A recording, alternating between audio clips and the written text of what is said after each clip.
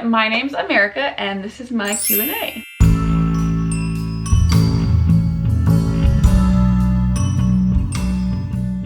I actually went through my Instagram and my YouTube comments to answer 13 questions that you guys sent me. Okay, so the first question I got a lot is, how did you overcome self-doubt and build confidence? I feel like a lot of people ask me this question because I'm not someone who appears very confident, and I'm not really confident. If you want to be good at anything, you have to do a lot of reps of it. And that's what I do as a surgery resident. I try to get in the OR and learn how everybody does everything and try to do all of the operations, even the small stuff to the big stuff, because every time that you even practice suturing or just watching people operate, you are gaining skills and gaining knowledge to be better and better. And I feel like I gain knowledge and then I gain confidence. I don't gain confidence first. I kind of prove to myself after enough practice and knowledge that I am confident to do things. And I mean, if you do anything for 5 years, you're going to be good at it. I've practiced operating or a specific patient situation so many times that I'm just now confident with it because I know the answers and I've seen the thing before. So that's how I have become confident. I'm really happy that y'all are noticing and are seeing that I'm different than I once was, because being a doctor is so scary. It's just so scary. For instance, I recently was in a position where somebody was actively dying in front of me and I had to make decisions to save their life. And you know, sometimes you're just like, whoa, like I'm just America, I'm just this girl from Houston, like what am I doing here making these really important decisions? But you know, who better than you? Who better than a doctor? You know, like that's the doctor's job. That's who makes those decisions. Everybody else has their own job and their own thing that they are good at. And then like, this is what you are for. This is what you do. You save lives. And so instead of kind of running from it or, you know, making mistakes and feeling horrible about them, you just learn to be better at being a doctor. You persevere through the mistakes and the hard times, which takes a lot of grit and a lot of persistence, but ultimately you're better for it. And I'm just, you know, it took a lot of time and a lot of practice, but I am gaining the confidence, and I am so far very happy with where I am and where I'm going. My next question is residency what I expected? So going into residency, I knew to expect the worst as a medical student. Everybody always talks about how residency is terribly hard, difficult, and basically sucks up your whole life. And I expected that entering residency. And it basically has lived up to that hype, I guess. I work 78 hours a week right now. My day off, I'm filming YouTube videos or packing Christmas presents. I don't get to see my family for all of the special events. Like I just missed Thanksgiving. I'm going to miss New Year's. I'm probably gonna miss my mom's birthday. So I am missing so many things. It is so much sacrifice. On top of the fact that I went through 4 years of college and 4 years of medical school, I'm additionally, you know, in residency for 5 years. So it's definitely a lot of sacrifice. Residency is pretty cool in that you meet a whole bunch of people that you otherwise would not have met. And so I've met a lot of my new closest friends, a lot of my coworkers I consider family. Like I work 78 hours a week right now on my nights rotation, and my coworkers are literally my friends and family right now. And we have a great time, and that makes the rotation and the experience so much better when you're working with people who are always making you laugh at the top of your lungs and sharing through all the bad experiences that, you know, all the hard decisions we have to make. And plus, you know, this is ultimately what I have to do to be who I want to be. Being a cosmetic surgeon is like bullseye. Like it's exactly what I want to do, the pinnacle of what I could be as a profession. All in all, it was worth it. Do I want to go through residency again? No way. But am I happy that I'm towards the end and am aiming towards the exact thing that I want to do? Definitely. My next question is, can I operate by myself? Yes, I definitely know how to operate by myself. Definitely the smaller things I have nailed down. The bigger things like resecting the intestines, putting them back together, or doing an appendix or a gallbladder, I feel more comfortable with, but maybe having my boss in the room would be helpful. But the big things like Whipples, no, I don't know how to do that, and I definitely will want my boss in the room. What are my goals after residency? So my goals after residency, actually I have it written down, so one second. I went to the animal conference earlier this year and I met this reproductive endocrinologist who was a bit older, and he basically told me that writing down my goals was one of the most powerful things that I could do. I was at a hotel at the time, so this is like some hotel notepad that has fallen apart.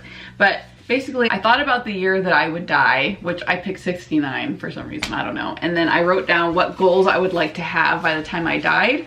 And these are some of them. By the time I die, I want to own my own business, have a family, have a happy marriage, have pets, a comfortable house with a lot of land, be financially independent, have been well-traveled, be healthy, active, and live in a comfortable city. So everything that I do kind of leads up to those end goals. My more immediate goals after residency are to go to a cosmetic surgery fellowship. I'll be applying this January, and become a cosmetic surgeon, have my own practice. And it would be really, really nice if I could like live somewhere stable, probably Texas, where I'm from. Houston is where all my family is. I've been moving around since I was 18 years old. I think that that would be awesome. I'm learning all about stocks so that I can be financially independent one day and just be closer to my family and my friends. Yeah, so those are my goals, and you know, we're always working towards our goals. We're always trying to get there. Right now I'm like in the struggle chapter of life, but it's interesting and it's fun, and it's going to be worth it, hopefully. Next, why did I choose cosmetic surgery? You're a surgeon, so you're operating, which I absolutely love to do. I love focusing on a single task and finishing it to completion. If that task makes somebody feel and look better, then that is even better. And making something look beautiful is so just satisfying to me. And also, I want to be a business owner, and cosmetic surgery is like one of the last ways a doctor can confidently have a private practice and have their own business. So it's like all the things that I've ever wanted all in one, and so that's exactly why I would want to pursue it. I got a lot of questions about how much I make as a resident and how many loans I have from medical school. I make, after taxes, like $48,000 a year. Not very much. Not very much at all. But, you know, despite the things that you see around me, I'm really good at saving, and I actually don't need much. I live in a very cheap apartment in a very affordable city, so that's how I kind of make do with what I have. As far as the student loans, because of my job as a YouTuber back when I was in medical school, I really don't have that many loans. I used all of the money that I made from being a YouTuber and put it back into my medical school debt. And so now I barely have any left. Some of y'all wondered how Calix is doing, and he's doing very well. He was 21 pounds, but now he is 16, so he's losing weight and being more active, and he is overall healthy, so thank y'all for asking. I had a lot of questions about my personal life. I feel like my parents and my family ask me about my personal life a lot, and I just don't really have one. It's just hard out here. It just really is. I don't even know how to like talk about it in this short amount of time that I have. Honestly, I girl bossed really hard, so my standards for a partner are so incredibly high just so that they could be on my level. So it's hard out here. There's just, you know, I have set my standard a little too high on accident. So I'm not really sure if I should aim for like my equivalent, or, you know, if I could look for like a house husband.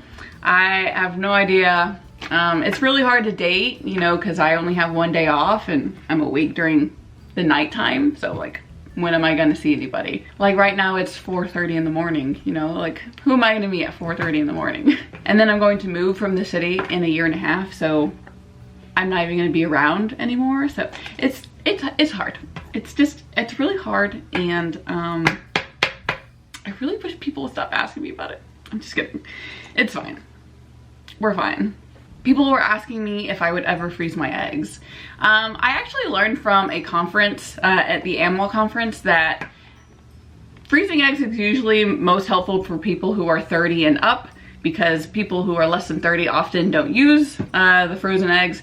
I'm not 30 yet, so maybe when I become 30, I will consider that option. My parents have offered to do that for me, so I have that. I have that reassurance for myself. Do I have time for my private life? I think so. I feel like on my days off, I can get a massage, get my nails done, or go out to eat wherever I want. And I'm an adult, so I can hop in my car and go wherever I want to. The only thing that I have to consider is my cat. So with the minimal time that I have, I do make really good use of it. Will I be consistent on YouTube? I definitely want to be consistent on YouTube. Like, that is a goal. I love being with you guys. I love talking to you guys, reading your comments, and just being in this med tube space. It's just difficult to do with all the time constraints, but it is definitely a goal and something that I would want to do to be more consistent on YouTube. All right, everybody, thank you so much for watching this video. I hope that you got to know me a little bit better and learned a little bit something about me or about medicine in general. I wanted to do a little giveaway to kind of give back to you guys for waiting for me all this time. And the gift I wanted to give was this Tory Burch bag. If you watch my what's in my doctor bag video, this is the bag I had. I used it for 4 years. I'm currently just using a backpack right now, but it's a very, very sturdy bag. It does have a little bit of wear and tear, but I did use it, you know, over and over in residency. It's got me all over it. It's still a wonderful bag, still works beautifully. It has beautiful gold hardware, and it's a nice neutral blue that I think goes with most things. It's a wonderful doctor bag. If you or anyone you know is gonna enter residency or medical school or really anywhere in healthcare and they need a nice work bag, and you know, bonus points if they're a fan of me and this was used by me, then definitely enter the giveaway to have this bag. It's very precious to me. I didn't really want to give it away, but I just wanted to give something special to you guys, and of course shipping will be free. I'll just send it wherever you want me to. All you have to do to enter the giveaway is subscribe to my YouTube channel, follow me on Instagram, and comment down below why you think you should have this bag. And I'll reach out to you on Instagram, so be sure to leave your Instagram handle in the comment. Thank you all so much for watching this video. I love you all so much. I wish you the best holiday season. Hopefully I can get a holiday vlog for you guys by the end of this month, so watch out for that. Anyway, thank y'all guys so much for watching, and I will see y'all next time. Bye, everybody!